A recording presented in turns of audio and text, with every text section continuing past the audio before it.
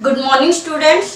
हम कर रहे हैं 11th क्लास का बेसिक कंसेप्ट ऑफ केमिस्ट्री और बेसिक कंसेप्ट ऑफ केमिस्ट्री में अब तक हमने पढ़ा है law of conservation of mass तक। अगर इससे पहले की वीडियो आपने नहीं देखी है तो आप इस चैनल को सब्सक्राइब कीजिए और उसमें आपको 11th क्लास के लिए एक प्लेलिस्ट मिलेगी, उसमें आप लोग जाकर वो वीडियो बाकी की वीडियो भी देख सकते हैं। तो चलिए स्टार्ट करते हैं आज का topic.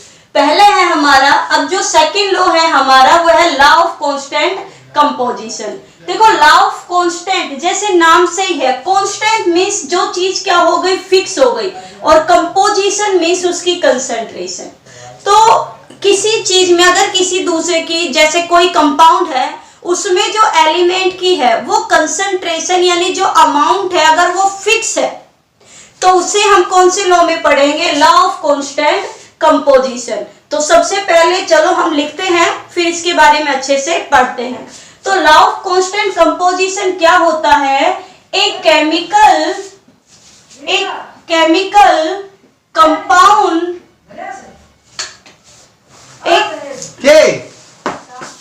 A chemical compound is made up of same elements combine in a fixed ratio of mass।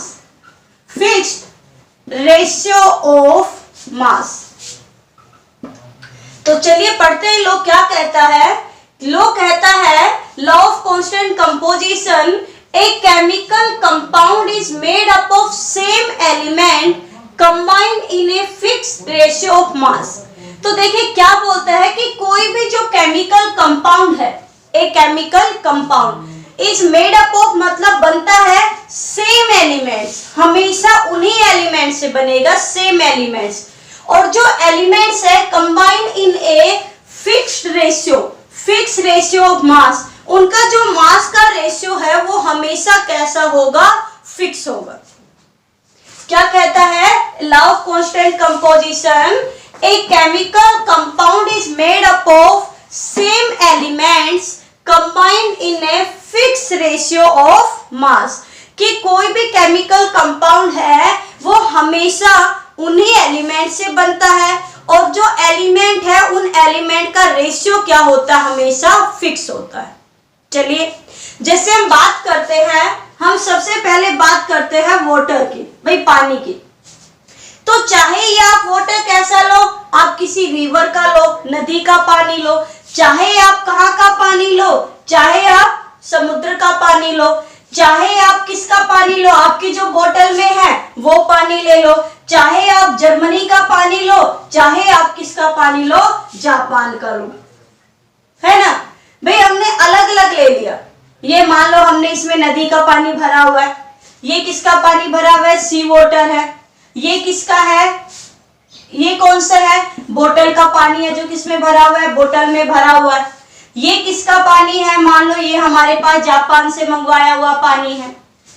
ये कौन सा है, ये इंडिया का है। ये कौन सा है, ये मान लो पाकिस्तान का है।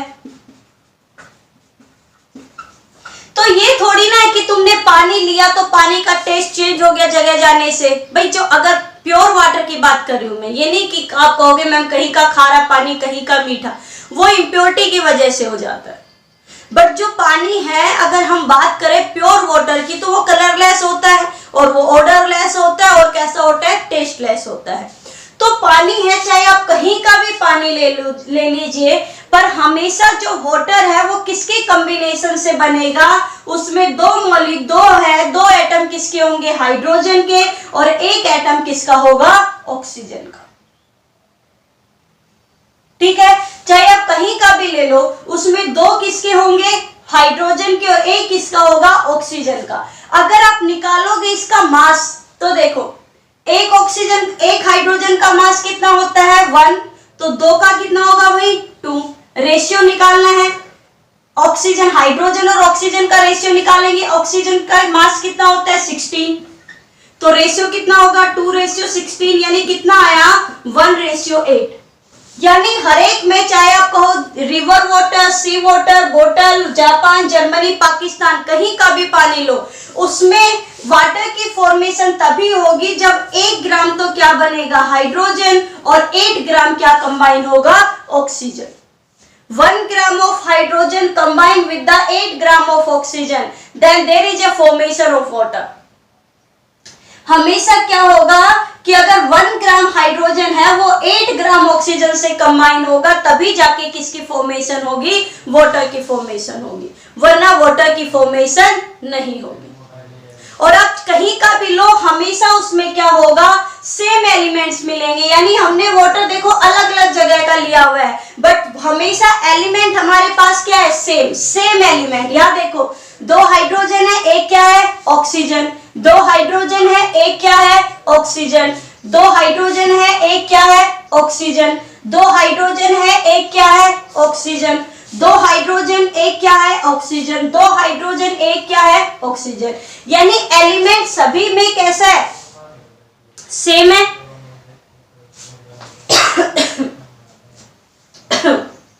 सॉरी, एलिमेंट सभी में कैसा है, सेम है। और मास का रेशियो भी कैसा है, सभी में फिक्स। तो भाई हमने क्या देखा कि हर जगह ये कंपाउंड है वाटर, यहाँ पर जो हाइड्रोजन और ऑक्सीजन सभी में एलिमेंट भी सेम है, और सभी में अगर हम रेशियो निकालेंगे तो रेशियो भी कैसा निकलेगा, सेम निकलेगा। तो ये है लॉ ऑफ कांस्टेंट कंपोजिशन। चलिए और एग्जांपल देती हूं आप लोगों को। मान लो हमारे पास, हम फॉर्मेशन कर रहे हैं कार्बन डाइऑक्साइड की। कैसे, कार्बन डाइऑक्साइड है CaCO3 को हमने हीट किया, तो यहां जो गैस निकली वो था CaO, और साथ में जो गैस बनी वो है कार्बन डाइऑक्साइड। कौन सी है, कार्बन डाइऑक्साइड। जब हमने मीथेन को बर्न किया तो जो गैस निकली वो था वाटर और कार्बन डाइऑक्साइड। ठीक है, फिर क्या किया हम, जब हमारे फूड का जो ऑक्सीडेशन होता है तो हम कौन सी गैस एक्सेल करते हैं भाई, कार्बन डाइऑक्साइड। चलिए फिर हमारे फूड का क्या हुआ, ऑक्सीडेशन हो गया। ये ग्लूकोज है भाई, ग्लूकोज का फॉर्मूला। ग्लूकोज का जब ऑक्सीडेशन होता है then it always form hydrogen, water and the carbon dioxide, है ना। या किसी और तरीके से हम कार्बन डाइऑक्साइड बनी, भाई पेट्रोल है जलेगा तो कार्बन डाइऑक्साइड बनेगी। तो यहां देखो 3 तरीके से हमने किसकी फॉर्मेशन की है, कार्बन डाइऑक्साइड की। तो तीनों में देखो क्या कार्बन डाइऑक्साइड का फॉर्मूला चेंज हो गया, भाई यहां भी कार्बन डाइऑक्साइड क्या है, CO2, यहां भी कार्बन डाइऑक्साइड क्या है, CO2, और यहां भी कार्बन डाइऑक्साइड क्या है, CO2। क्या इनमें किसी में भी केमिकल फॉर्मूला चेंज हुआ, नहीं हुआ। ये थोड़ी ना कि कैल्शियम कार्बोनेट को हीट करने से अगर बर्न हो रही है तो यहाँ कुछ कार्बन डाइऑक्साइड का फॉर्मूला अलग हो गया, अगर मीथेन के बर्न होने से कार्बन डाइऑक्साइड बन रही है तो यहाँ फॉर्मूला चेंज हो गया, अगर ग्लूकोज की ऑक्सीडेशन से चेंज हो रहा है तो यहाँ फॉर्मूला चेंज हो गया, नहीं हुआ ना। कार्बन डाइऑक्साइड हमेशा ही क्या बनी है, क्या फॉर्मूला बना है, क्या कंपाउंड बना है कि 1 atom of carbon combine with the 2 atom of oxygen. अगर यहां हम सभी का रेशियो निकाले कार्बन और ऑक्सीजन का, तो देखो कार्बन का मास कितना होता है 12, ऑक्सीजन का मास कितना होता है भाई, एक का 16, तो 2 का कितना हो जाएगा 32, तो 12:32।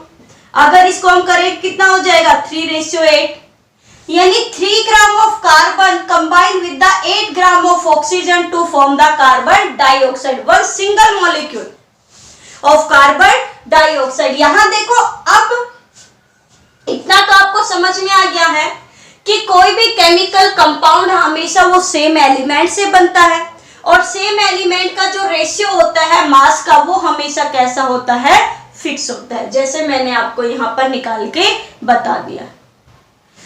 अब आप लोगों के दिमाग में एक बात आ रही होगी, मैम यहाँ तो 6 बने हैं, अरे भाई ये 1 मॉलिक्यूल बन रहे थे और इससे कितने मॉलिक्यूल बन रहे हैं कार्बन डाइऑक्साइड के, 6 मॉलिक्यूल बन रहे हैं। सिर्फ इतना सा डिफरेंस है कि यहाँ कार्बन डाइऑक्साइड कम बन रही है बट यहाँ कार्बन डाइऑक्साइड ज्यादा बन रही है, फर्क सिर्फ इतना है। भाई पानी जैसे आपको बताया था कि पानी आप बाल्टी में ले लो या ग्लास में ले लो, बट अगर हम फॉर्मूले की बात करेंगे, कंपाउंड की बात करेंगे, तो वो है तो क्या, H2O ही है भाई दोनों में। तो वही बात है, यहाँ कार्बन डाइऑक्साइड कम बन रही है, 1-1 मोल बन रहा है, बट यहाँ कितने बन रहे हैं, 6 मोल बन रहे हैं। तो ये हमारे पास था लॉ ऑफ कांस्टेंट कंपोजिशन। ठीक है, ये कौन सा लॉ है भाई, लॉ ऑफ कांस्टेंट कंपोजिशन। अब मान लो हमें किसी के अंदर पता लगाना है, जैसे कि गिवन जो है उसमें क्या है कि वो लॉ ऑफ कांस्टेंट कंपोजिशन को क्या कर रहा है, ओबे कर रहा है या फिर नहीं कर रहा है। तो उसमें टोटल परसेंटेज निकाल दो, आपके जैसे न्यूमेरिकल्स भी हैं जो आप लोगों को से क्लास में करवाए जाएंगे। अभी तो आप लोग धीरे धीरे बेसिक्स पढ़ रहे हो, तो पहले ही अच्छे से पढ़ लो, फिर जब भी आप अच्छे से पढ़ लो तो इसकी क्या करवाई जाएंगे आपसे, न्यूमेरिकल। तो चलिए वीडियो को लाइक कीजिए ताकि हमें भी मोटिवेशन मिलता रहे, आपको हमें पता लगे कि हाँ आप लोग पढ़ रहे हो, और लाइक कर रहे हो मीन्स आप लोगों को क्या आ रहा है, समझ में आ रहा है। तो मिलते हैं अब कल एक नए टॉपिक के साथ, आज के लिए इतना ही काफी है। Thank you.